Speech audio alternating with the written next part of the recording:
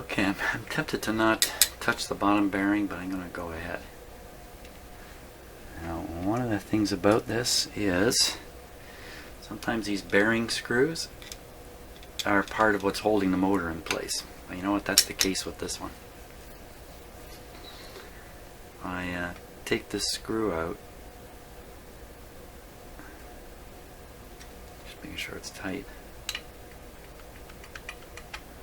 An awful lot more is going to come apart than I really want. This motor feels pretty good. And I can see the oil foam in there, the oil felt. So I think all I'm going to do is just put a little touch of WD-40 in there.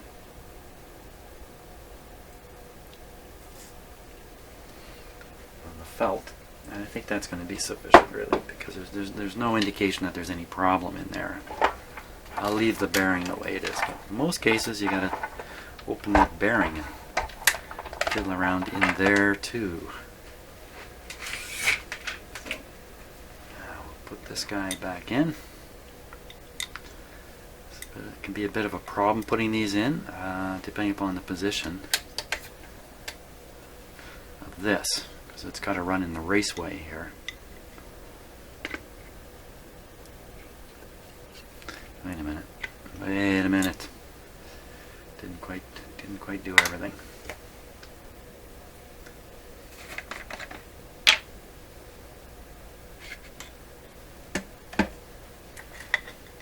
Clean inside here.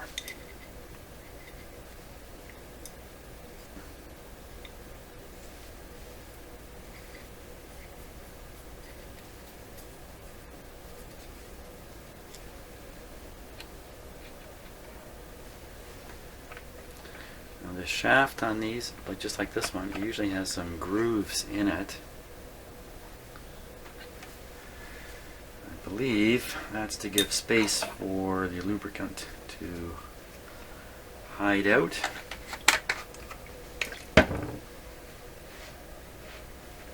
Speaking of which,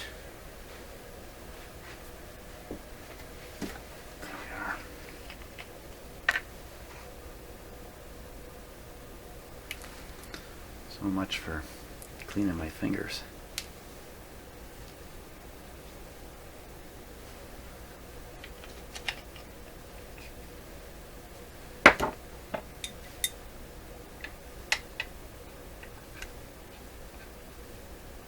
This is going to get all greased up from the grease I put in there. Once it starts going around,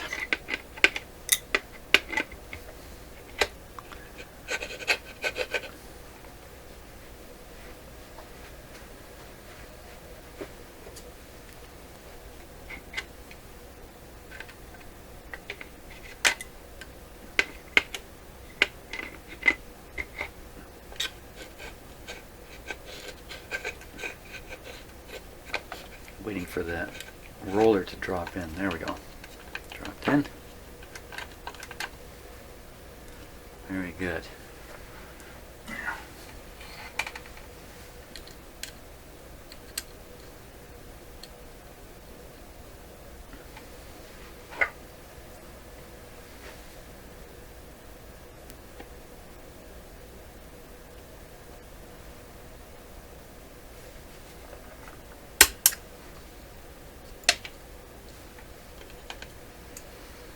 There we go.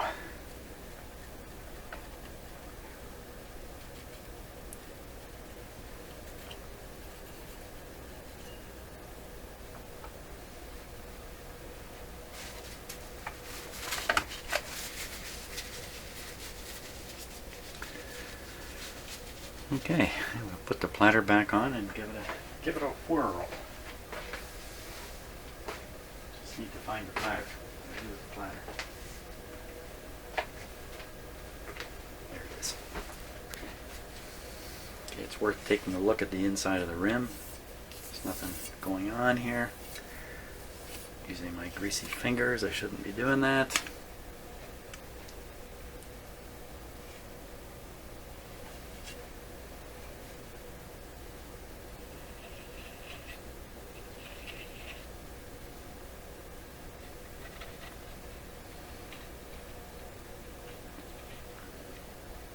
find that these shafts here, it's coming down here, actually it only makes contact right in the bottom here and right in the top.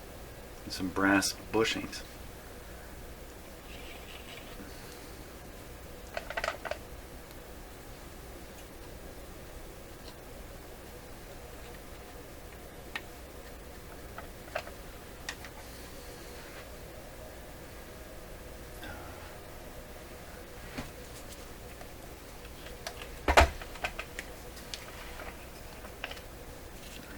Put a little tiny, just a little tiny dab here.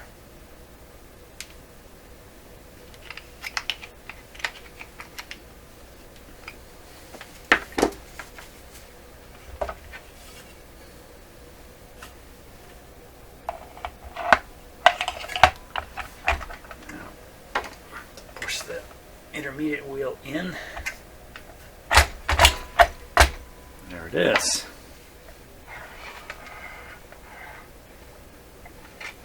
Ready and waiting for another test.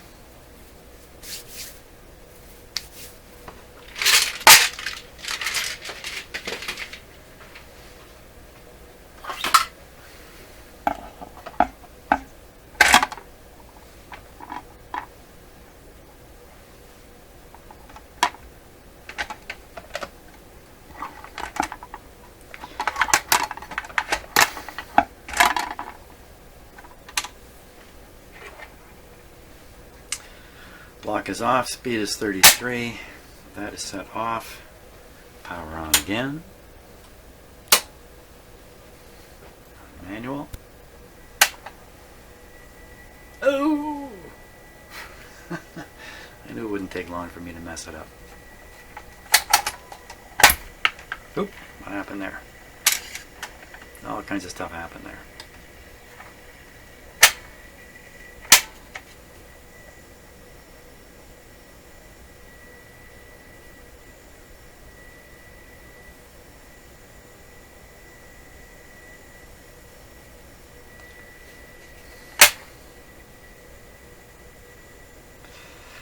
When you put on the slowest speed, you have the thinnest spindle. The thinnest spindle makes the least contact with the idler wheel. You get the least traction. It takes almost nothing to stall it. And 78 is the opposite. You have a lot more traction. Yeah, I don't think it's good enough. Definitely not good enough. Well, it feels about the same as it was. That's not what I was looking for.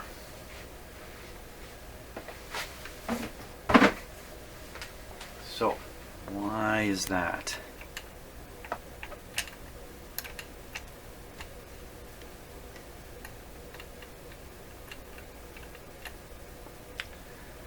It's a fairly weak spring here.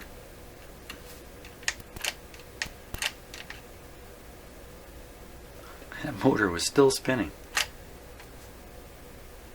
It took that long to stop. No, I must be overriding the on-off switch. That's probably what's going on there.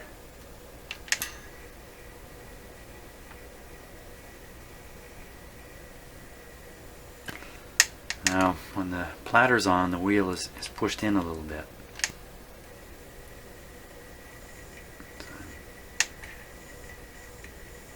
I would say we can strengthen up this wheel, this spring rather.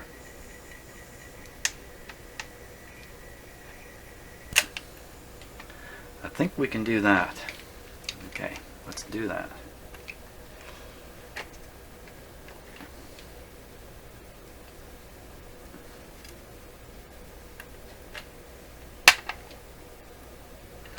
Oh yeah, one of the things I always warn about is the washers come off and they stick. And then they disappear.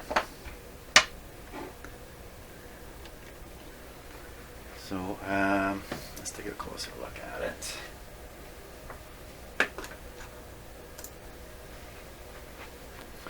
Not that spring, this one. You can see the end of it is what I was trying to describe earlier. It's been pulled a little extra tight there. I'm going to pull it quite a bit tighter yet. Occasionally you have multiple adjustments down here, but no, not on this one. So it's a pretty easy thing to do.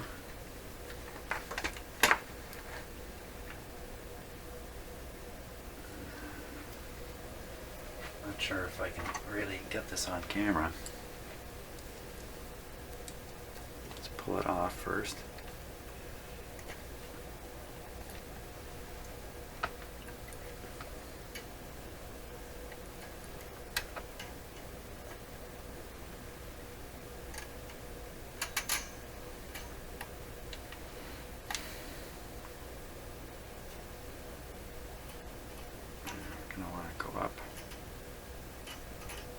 Go a fair ways to make any significant difference. Whoops. A little tricky doing this in front of the camera here.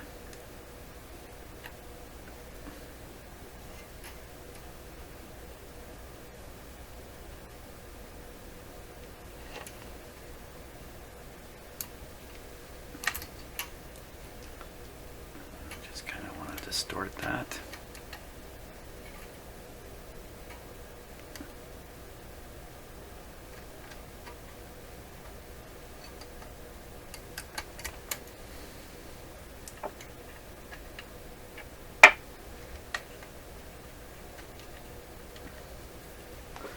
Okay, let's cut away the excess.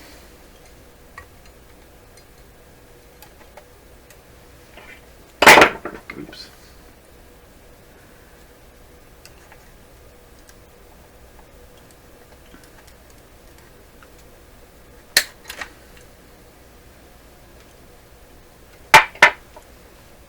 There we go.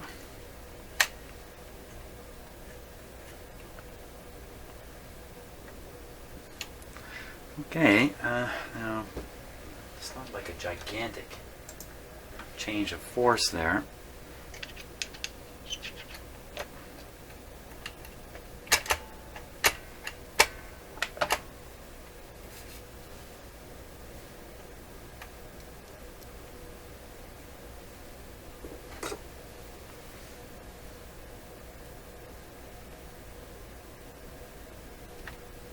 About a year ago I was doing this and one of those clamps went flying. I never found it. Somebody took pity on me and sent me a whole selection of clamps, I think from England. Thanks once again for all that, if you're watching still.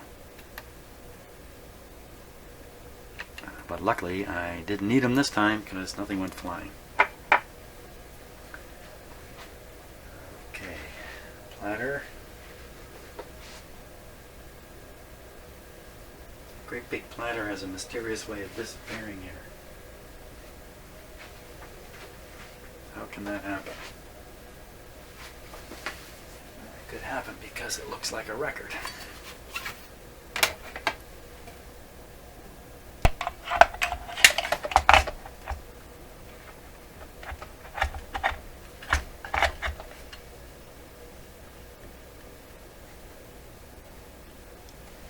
Power off. Okay, just making sure the wheel is engaging. It is. And we're ready again. There we go. First, just manual. We're in 33. Much improved traction. Very much improved traction. Okay, in 33, will this go through its mechanics? Here we go. This is the test. Did Jim do a good job? Now watch the speed of this very carefully. Okay, so I didn't see anything slow down. Take it down here and let the velocity sensor move it very slowly. There. Let it play out the end of the record. Well,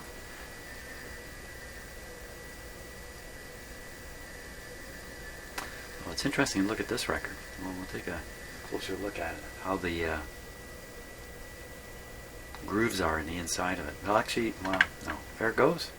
Fantastic. No delay.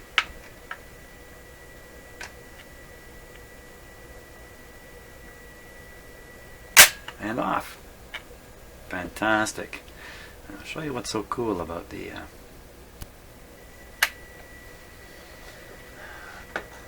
center of this.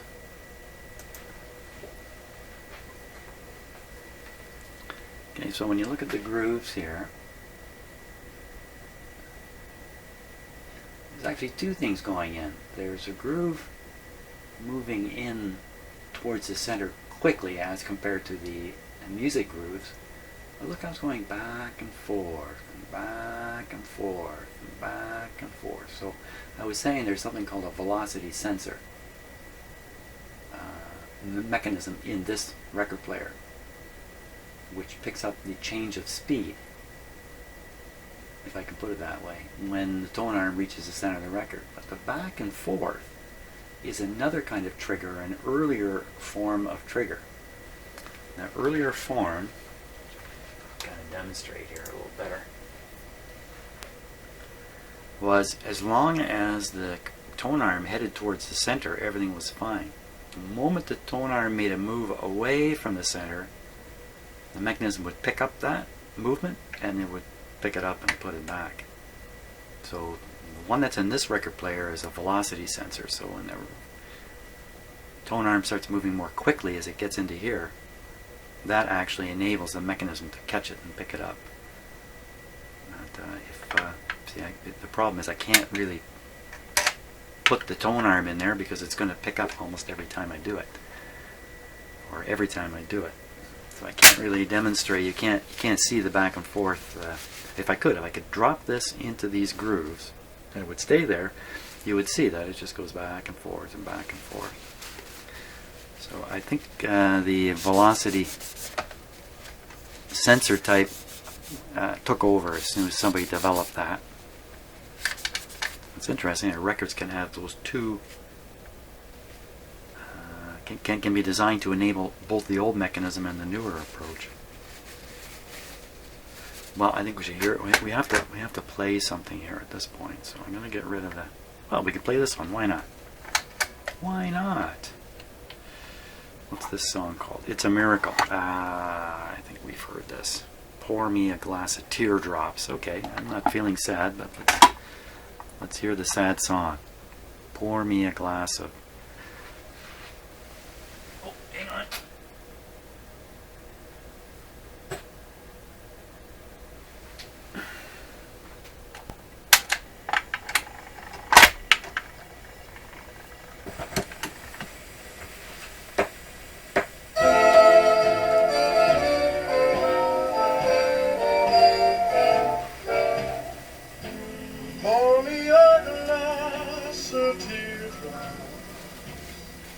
And I'll tell you a joke about a broken heart. You can laugh anytime you're ready, 'cause it's funny, yes it's funny from the start. Oh, it seems there were once two lovers with a love as sure as any love could be. Now he chased her and he teased with little false alarms. The punchline is he chased her into someone else's arms. So pour me a glass of teardrops and have one big laugh on me. Pour me a glass of teardrops and I'll tell you a joke about a broken heart. When you will laugh anytime you're ready. Is it funny? Yes, it's funny from the start. Seems there were once two lovers with a love. Hate to interfere that, but I'm actually playing it with the wrong needle. Let's Let's try the other needle. When do we learn? Laugh anytime you're away. Is it funny? Yes, it's funny from the start. Seems there were once two lovers with a love that should your way. Is it funny? Yes, it's funny from the start. Seems there were once two lovers with a love that should.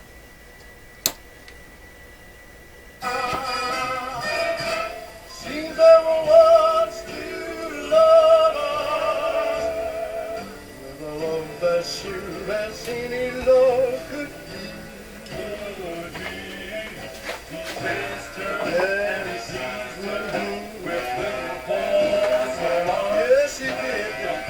What is he kissed her into someone else's arms? Oh, pour me a glass of teardrops and have a laugh. One great big laugh.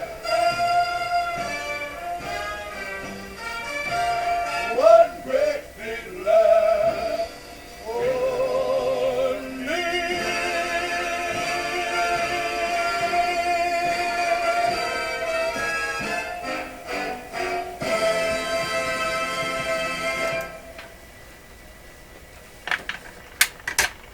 Whoosh! Things happen fast at 78. Wow, this is one of the nicest sounding older record players like this, of this style, that I've heard. So I think the needle is great. I couldn't hear much difference flipping it back and forth from the micro groove needle over to the 78 needle. It struck me, the micro groove one, the needle that's intended for 33 1/3 records and the like, sounded a touch better. But you know, at a glance, no. Glance? Can you glance with your ears? Can you do that? So that was great sounding. What year is this record from?